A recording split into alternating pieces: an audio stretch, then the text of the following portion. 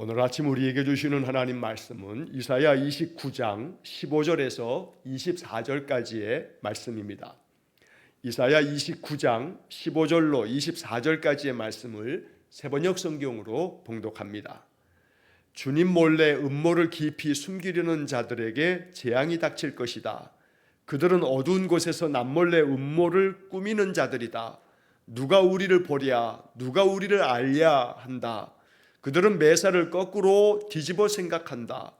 진흙으로 옹기를 만드는 사람과 옹기장이가 주무르는 진흙을 어찌 같이 생각할 수 있느냐? 만들어진 물건이 자기를 만든 사람을 두고 그가 나를 만들지 않았다 하고 말할 수 있느냐?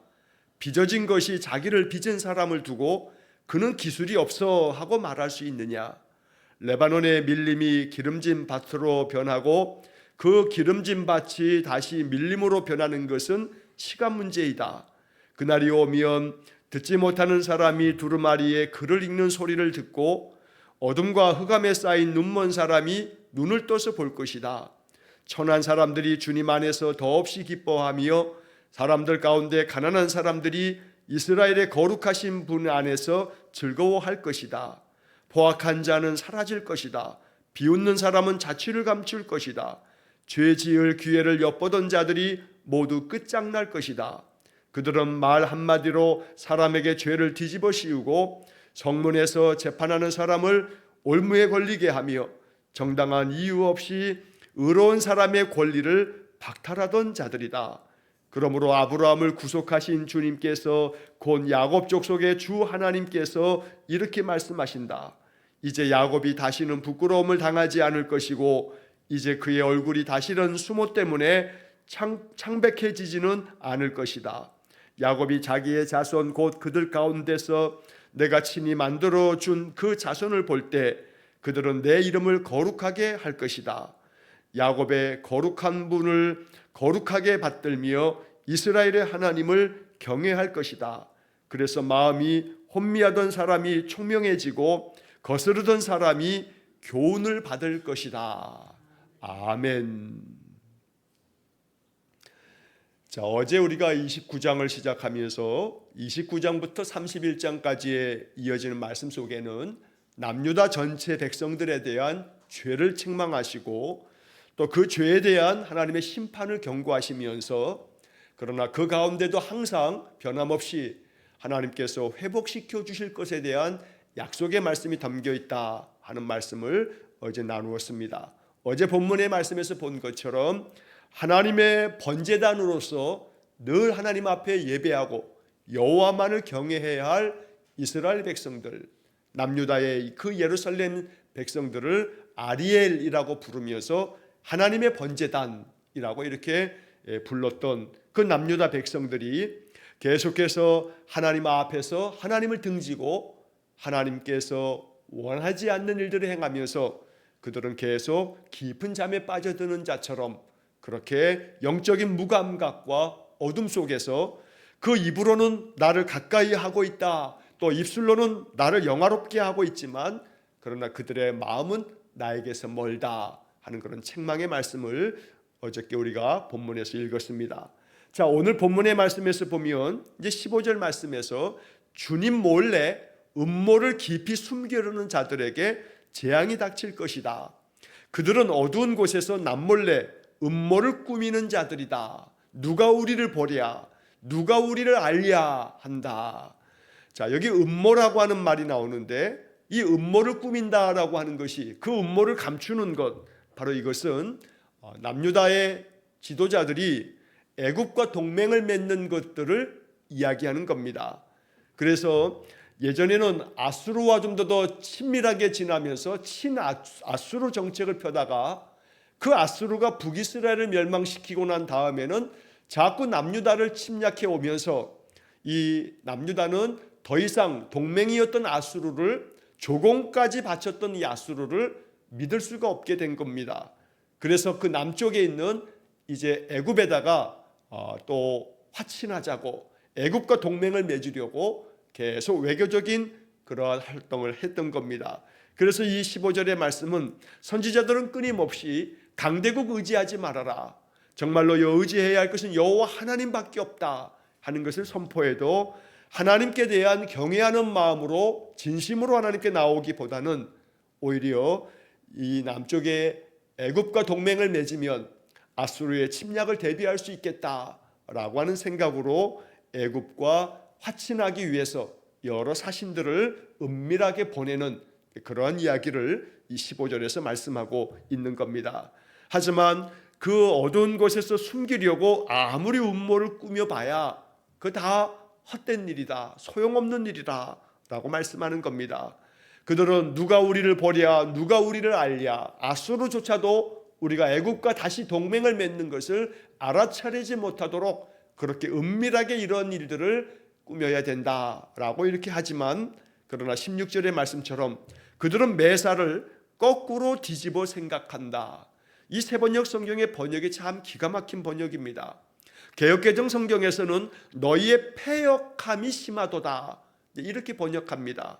개역개정 성경에서 말하고 있는 그 패역함이라고 하는 것은 사람이 사람으로서 마땅히 행해야 할 일들의 그 도리를 어긋나게 행하는 것이 패역함인데, 세번역 성경은 그것을 매사를 거꾸로 뒤집어 생각한다라는 말로 번역을 하고 있습니다.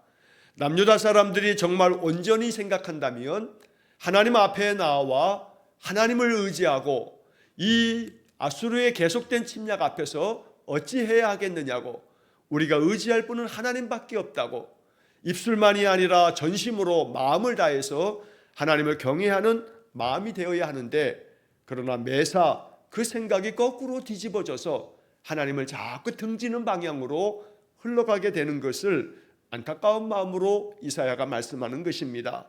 그래서 그 다음에 이어서 이제 비유적인 말로 이렇게 얘기합니다. 진흙으로 옹기를 만드는 사람과 옹기장이가 주무르는 진흙을 어찌 같이 생각할 수 있느냐. 옹기를 만드는 사람하고 옹기가 그 만들어질 때 그 사람의 손에서 옹기장이에 의해서 주물러지는 그 진흙, 옹기장이하고 그 진흙하고 어찌 같다고 말할 수가 있느냐. 그 다음 또 같은 얘기를 만들어진 물건이 자기를 만든 사람을 두고 그가 나를 만들지 않았다 이렇게 말할 수 있겠느냐. 만들어진 것은 반드시 만든 사람이 있으니 나를 만드신 사람이 있다라고 이렇게 인정해야 되는데 그렇지 못하다는 겁니다. 지금 남유다 사람들의 그 백성들의 태도를 일컫는 말입니다. 빚어진 것이 자기를 빚은 사람을 두고 그는 기술이 없어 하고 말할 수 있느냐. 이스라엘을 빚으시고 선택하셔서 하나님 백성 삼아주신 여호와를 등지고 그들은 계속해서 마치 진흙이 자기를 빚어 만드는 옹기장이에 대해서 그는 기술이 없다, 그는 나를 만들지 않았다 라고 이렇게 거역하는 태도를 취하고 있는 것처럼 남유다 백성들이 자꾸 그렇게 매사에 모든 생각을 거꾸로 뒤집어 생각하고 있다. 그러니 소망을 택해야 하는데 소망보다는 낙담과 절망을 자꾸 선택하면서 그걸 붙잡고 있으면서도 그 삶이 왜 이렇게 낙담과 절망에 빠지고 있는가라고 마음 괴로워할 뿐 자신들의 생각이 거꾸로 뒤집혀져 있다라고 하는 사실을 깨닫지 못하는 것을 선지자는 안타까워하고 있다는 겁니다.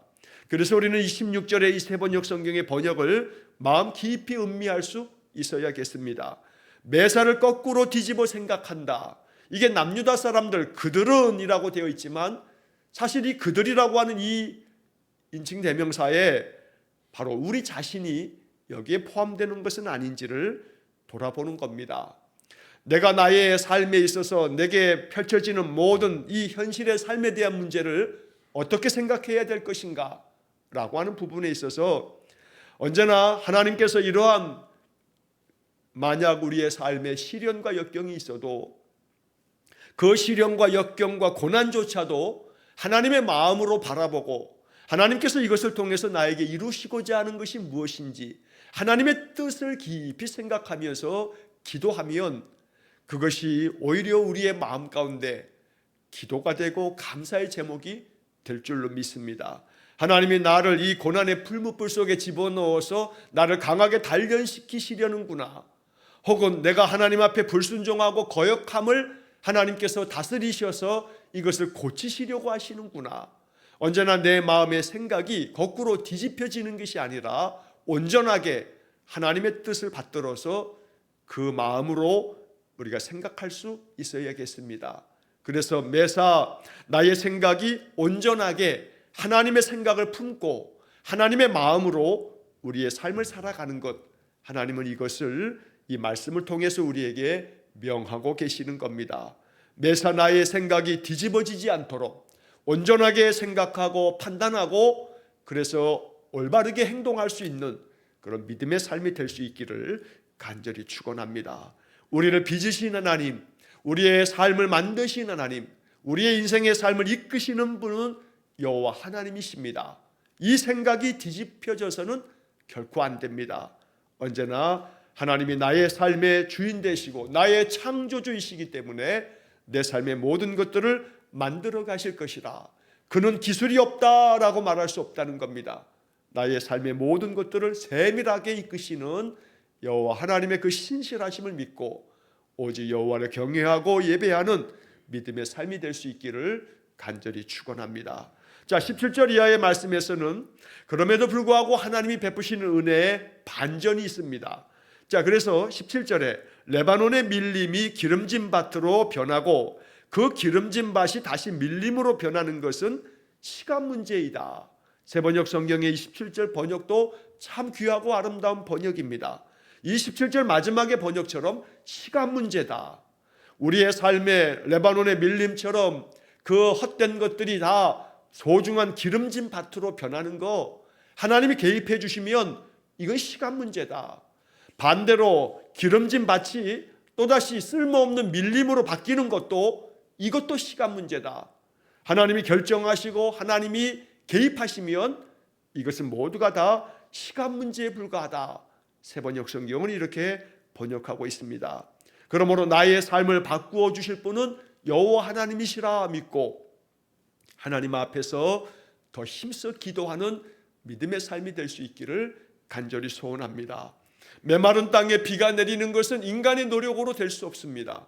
그러나 하나님께서 이 땅에 비를 내리시고 우리의 삶을 바꾸실 때 그것은 하나님이 결정하시는 순간 그 모든 일들이 이루어지는 줄 믿습니다.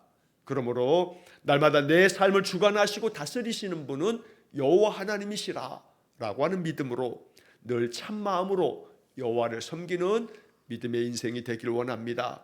자, 18절 말씀에 그날이 오면 듣지 못하는 사람이 두루마리의 글을 읽는 소리를 듣고 어둠과 흑암에 쌓인 눈먼 사람이 눈을 떠서 볼 것이다. 자, 이 18절 말씀에서 듣지 못하는 사람이 두루마리의 글을 읽는 소리를 듣는다. 또 어둠과 흑암에 쌓인 눈먼 사람이 눈을 떠서 본다. 자, 이것은 회복을 이야기하는 아주 비유적이고 상징적인 말씀입니다. 듣지 못하는 사람이 듣는 것, 보지 못하는 사람이 보는 것, 이것이야말로 참된 회복일 것입니다. 그런데 이 회복은 작게는 남유다에 대한 회복을 자꾸 말씀하시는 하나님의 약속이기도 하고 이건 동시에 멀리 바라보면 메시아 그리스도께서 오셔서 이루실 메시아의 사역을 예언하고 있는 말씀이기도 합니다. 예수님께서 이 땅에 오셔서 말씀을 전하시며 복음을 전하실 때 세례 요한이 옥에 갇혀 있을 때 자기의 제자들을 예수님께 보낸 적이 있습니다. 우리가 메시아를 계속해서 기다려야 합니까? 아니면 당신이 그분입니까? 라고 하는 질문을 할 때 예수님의 대답 중에 마태복음 11장 5절 말씀에 주님은 이렇게 대답하십니다. 맹인이 보며 못 걷는 사람이 걸으며 나병 자가 깨끗함을 받으며 못 듣는 자가 들으며 죽은 자가 살아나며 가난한 자에게 복음이 전파된다고 그렇게 말해라 라고 세례 요한의 제자들에게 이러한 대답을 들려주시는 겁니다. 자, 이 마태복음 11장 5절 말씀에서 예수님께서 예수님의 그 메시아의 사역을 아주 잘 정리해 주셨는데 바로 그 말씀 속에 오늘 본문 18절의 말씀이 담겨져 있는 겁니다. 맹인이 보며 못 걷는 사람이 걸으며 나병 환자가 깨끗함을 받으며 못 듣는 자가 들으며 바로 이 말씀 속에 못 듣는 사람이 듣고 또 눈먼 사람이 눈을 떠서 본다 라고 하는 오늘 18절의 말씀도 예수님께서 메시아의 사역으로 마태복음 11장 5절에서 말씀하신 것과 같은 내용입니다. 그래서 이 이야기는 단순히 듣지 못하는 사람이나 보지 못하는 사람들, 이 두 종류의 사람만을 얘기하는 게 아니라 우리의 삶의 상처와 아픔으로 또 말 못한 많은 어려움으로 고통을 겪고 있는 인생의 문제에 대해서 이것들을 해결해 주시는 분, 바로 그분은 여호와 하나님이시라 라고 말씀하는 겁니다. 그 해결의 시점도 거의 시간 문제다. 하나님께서 작정하시면 지금 당장이라도 듣지 못하는 사람이 듣고 보지 못하는 사람이 보게 될 거다라고 하는 약속의 말씀을 들려주는 겁니다. 신자는 하나님의 약속의 말씀을 믿는 사람들입니다. 이 말씀이 기적처럼 보여지기 때문에 매일같이 내 삶 속에서 다 일어나지 않는 것처럼 느껴지기 때문에 우리의 마음은 이런 말씀들을 더 신뢰하지 못할 때가 많습니다. 그러나 분명히 알아야 할 것은 하나님이 내가 마음 중심으로 여호와 앞에 서서 그 말씀을 받아 깊이 기도하면 첫째는 내 마음을 날마다 새롭게 하시고 내 마음을 굳건하게 지켜주시는 놀라운 기적이 일어날 겁니다. 또한 나의 삶이 그 모든 것들을 견디어낼 수 있는 지혜가 생기고 용기가 생길 겁니다. 그러면서 차츰차츰 인생의 문제들을 마치 실타래의 그 실마리를 찾아내서 풀어가듯이 우리가 그 모든 것들을 풀어낼 수 있도록 하나님 인도해 주실 줄로 믿습니다.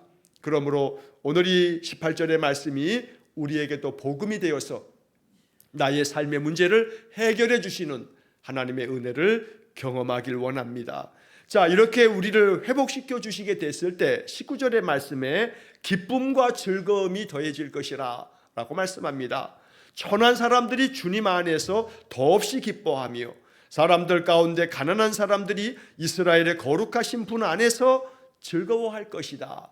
자, 여기 이 말씀 속에 중요한 것은 주님 안에서, 거룩하신 분 안에서 라고 하는 표현입니다. 세상 가운데서 세상 것들 때문에 기뻐하고 즐거워하는 것이 아니라 가난한 사람 또 천한 사람들이 주님 안에서, 주님의 은혜 안에서 주님이 베풀어 주시는 그 은총을 경험하면서 더없이 기뻐하며 즐거워할 것이다 라고 말씀합니다. 하나님이 우리의 마음을 회복시켜 주시고 우리의 삶의 환경까지도 바꾸어 주셔서 우리의 마음 안에 주님이 주신 은혜다라고 고백하는 것이 주님 안에서 기뻐하고 즐거워하는 것입니다.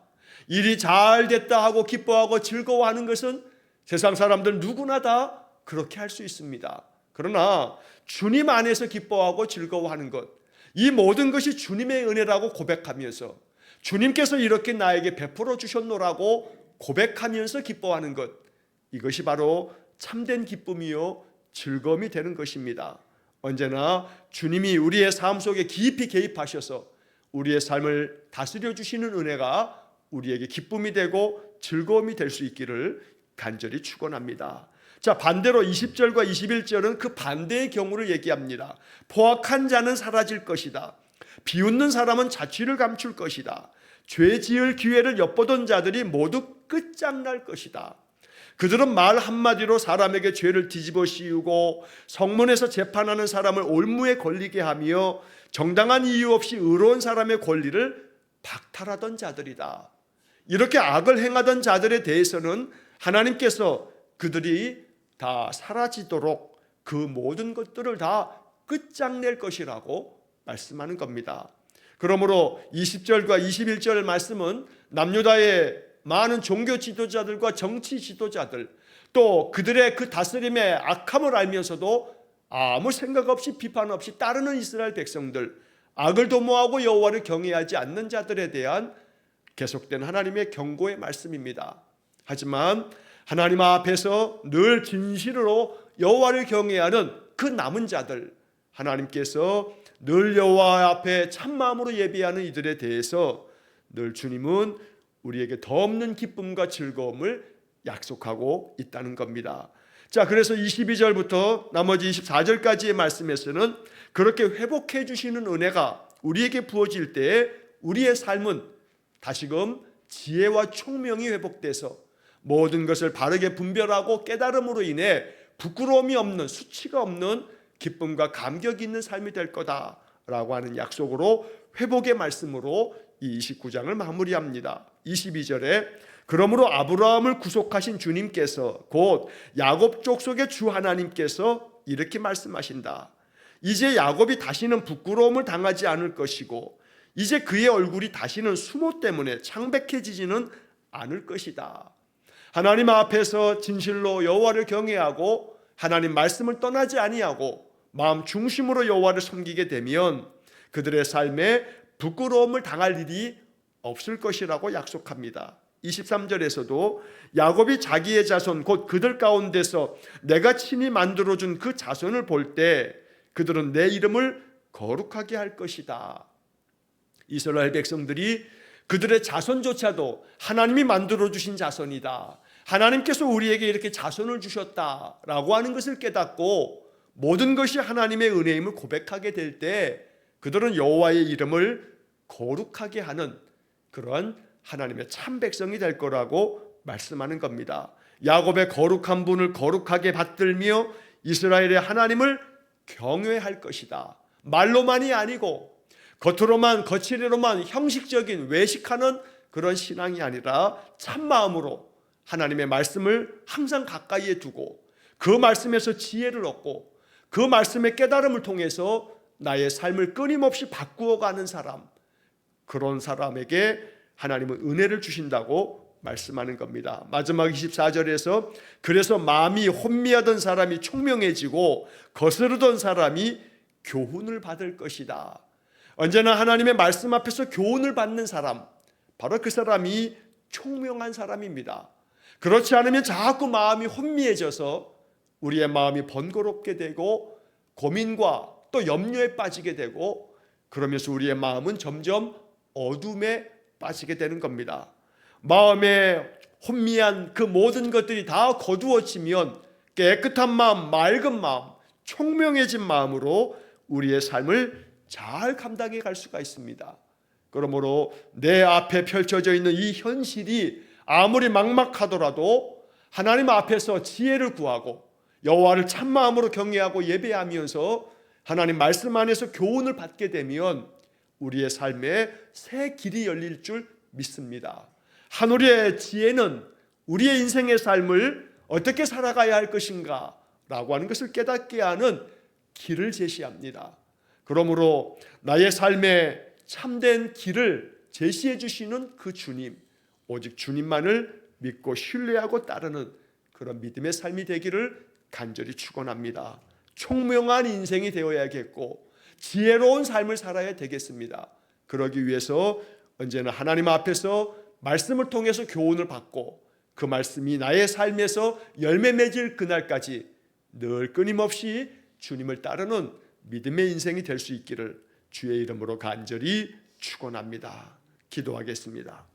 자비로우신 아버지 하나님, 여호와만을 경외하며 하나님 말씀을 마음 중심으로 받아 그 말씀대로 순종하며 살기 위하여 우리가 늘 예배 자리에 나옵니다. 오늘도 주님의 말씀이 우리의 삶의 열매가 되어지기를 간절히 원합니다.